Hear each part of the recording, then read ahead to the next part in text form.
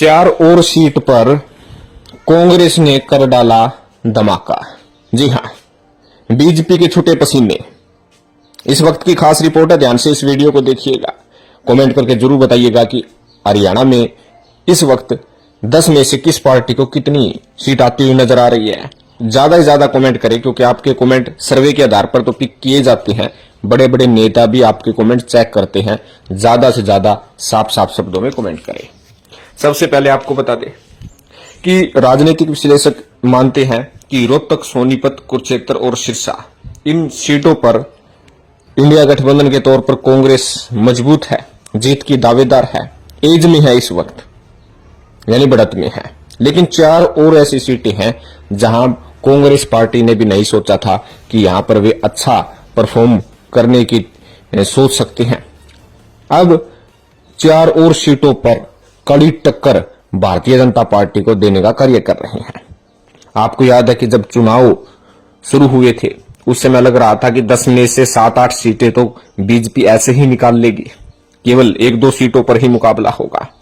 बड़े बड़े राष्ट्रीय नेशनल न्यूज चैनल के ओपिनियन पोल में भी 1-2 सीटों पर ही सस्पेंस पैदा किया जा रहा था। लेकिन जैसे जैसे हरियाणा की राजनीति की सरगर्मियां तेज हुई, उसके बाद मामला कुछ अलग ही होता हुआ नजर आ रहा है। हरियाणा का लोकसभा चुनाव अंतिम पड़ाव की तरफ रुख की ओर बढ़ रहा है।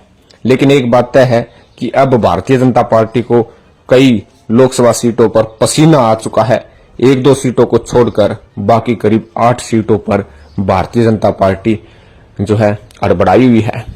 सबसे खास बात है कि मुख्यमंत्री नायब सैनी जिन जिन सीटों पर कमजोरी भांप चुके हैं, वहां पर कई कई बार वे जाकर अपने कार्यकर्ताओं से, अपने नेताओं से बातचीत कर रहे हैं और प्रत्याशी का सहयोग करने की बात कर रहे हैं। अब उन सीटों की बात करते हैं जिन 4 सीटों पर कांग्रेस ने अच्छा प्रभाव लाने का कार्य किया है, जिससे भारतीय जनता पार्टी भी आश्चर्यचकित हुई है। उनमें सबसे पहली सीट है अंबाला लोकसभा की। अंबाला लोकसभा सीट रतनलाल कटारिया ने 2 बार जीता था। अब की बार उनकी धर्मपत्नी को बीजेपी ने उम्मीदवार बनाया है, बंतो कटारिया जी को, और कांग्रेस ने वरुण चौधरी को प्रत्याशी बनाया है।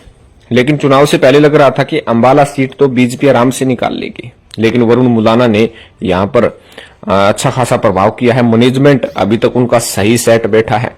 कहीं ना कहीं बंतो कटारिया सिर्फ मोदी के नाम पर ही वोट इकट्ठे कर रहे हैं, जो खुद के अपने पति के जो काम के नाम पर वोट नहीं मांग रही है, बस मोदी के चेहरे पर ही वोट मांग रही है। लेकिन हरियाणा में सबसे बड़ी बात यह है कि मोदी के साथ साथ खुद के दम पर भी वोट लेंगे तभी जीत दर्ज होगी। कहीं ना कहीं बंतो कटारिया का जो मिसमैनेजमेंट भी जो है, उनकी कुछ कमी जो है महसूस कर रहा है। अगली लोकसभा सीट है भिवानी महेंद्रगढ़। भिवानी महेंद्रगढ़ खास है क्योंकि यहां से जो निर्दलीय बीजेपी समर्थित विधायक सोमवीर सांगवान ने कांग्रेस को समर्थन दे दिया है, जो चरखी दादरी से है, तो कहीं ना कहीं इसका इफेक्ट तो पड़ेगा ही पड़ेगा। और राव दान सिंह जो अहिर नेता है, जो 4 विधानसभा सीटों पर अहिर मतदाता ज्यादा है, तो अहिर वोट बैंक को अपनी तरफ खींचने के लिए राव दान सिंह का मोहरा कांग्रेस ने बनाया है। और जो अन्य सीटें हैं, जो भिवानी और दादरी जिले की, वहां पर जाट ज्यादा मतदाता है और जाट मतदाता बीजेपी से सुलगे हुए हैं। किसान मतदाता भी बीजेपी को वोट देने के लिए राजी नहीं है। धर्मवीर की अब मुश्किलें बढ़ती हुई नजर आ रही है। किरण चौधरी का साथ भी मिल गया है। कहीं ना कहीं राव दान सिंह और धर्मवीर के बीच में कड़ी टक्कर होने की संभावना तय है। अगली सीट है हिसार की। हिसार की यही सीट है जो कुलदीप बिश्नोई के लड़के 2019 में कांग्रेस की तरफ से चुनाव लड़ा था और जमानत जब्त हो गई थी। लेकिन कांग्रेस पार्टी की तरफ से अब की बार प्रत्याशी जयप्रकाश उर्फ जेपी को बनाया है। कुछ अलग ही रंग देखने को मिल रहा है। जहां रणजीत सिंह चौटाला बीजेपी की तरफ से उम्मीदवार है, तो नैना और सुनैना भी मैदान में है। हालांकि राजनीति विश्लेषक मानते हैं कि असली टक्कर तो कांग्रेस प्रत्याशी और बीजेपी प्रत्याशी के बीच में है। जहां 2019 में सभी बूथों पर भारतीय जनता पार्टी ने लगभग जीत दर्ज की थी, हिसार में अब मुकाबला रोचक हो चुका है, मुकाबला कड़क हो चुका है। एक तरफ जहां जयप्रकाश की निगाहें उकुलाना, उचाना, नारनौंद की तरफ है, तो रणजीत सिंह चौटाला हिसार और उसके साथ साथ आंसी, नलवा और बरवाड़ा पर जो है भरोसा जता रहे हैं। आदमपुर सीट भी अहम फैक्टर साबित होगी। हालांकि भारतीय जनता पार्टी में काफी नाराजगी भी बढ़ी है, उस नाराजगी को दूर करने का कार्य भी भाजपा कर रही है। अगली सीट है फरीदाबाद की। फरीदाबाद सीट भी अब कहीं ना कहीं हाईलाइट हो चुकी है।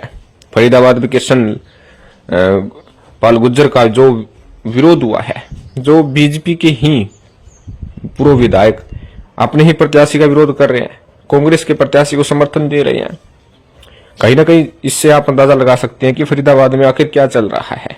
गुर्जर वोट बैंक दो भागों में जाएंगे, क्योंकि दो सबसे बड़े गुर्जर नेता मैदान में है, कांग्रेस और बीजेपी से। महेंद्र प्रताप सिंह भी अच्छा प्रभाव रखते हैं। बताया जा रहा है कि फरीदाबाद में जो सिचुएशन चुनाव के पहले थी कि लग रहा था कि कांग्रेस पार्टी यहां पर कुछ नहीं कर पाएगी, बीजेपी आराम से सीट निकाल लेगी, बीजेपी सेफ सीट में फरीदाबाद को गिनती थी, लेकिन अब मामला उल्ट पड़ चुका है, कुछ अलग ही देखने को मिला है। यानी रोहतक, सोनीपत और कुरुक्षेत्र और सिरसा सीट पर तो कांग्रेस पार्टी एज में थे ही थी, उसके साथ साथ अंबाला, भिवानी, महेंद्रगढ़, हिसार और फरीदाबाद, इन 4 सीटों पर भी वे जो है भारतीय जनता पार्टी के प्रत्याशी के साथ कड़ी टक्कर देने का कार्य कर रहे हैं। यहां पर भी मुकाबला अब कड़क हो चुका है। हार जीत का फासला इन सीटों पर भी ज्यादा कुछ होने वाला नहीं है कि कम ही वोटों से जीत हार का फासला इन सीटों पर हो सकता है। लेकिन आप जनता हैं, जनता जो चाहती है वो बड़ी से बड़ी पार्टी को झुका भी सकती है और जिता भी सकती है। आप कमेंट करके जरूर बताइएगा, आपको क्या लगता है हरियाणा की 10 लोकसभा सीटों में से किस पार्टी को कितनी सीट आ रही है? कमेंट करके जरूर बताएं, क्योंकि आपके कमेंट हम सर्वे के आधार पर पिक करते हैं और उसके साथ साथ बड़े बड़े नेता भी आपके कमेंट चेक करते हैं।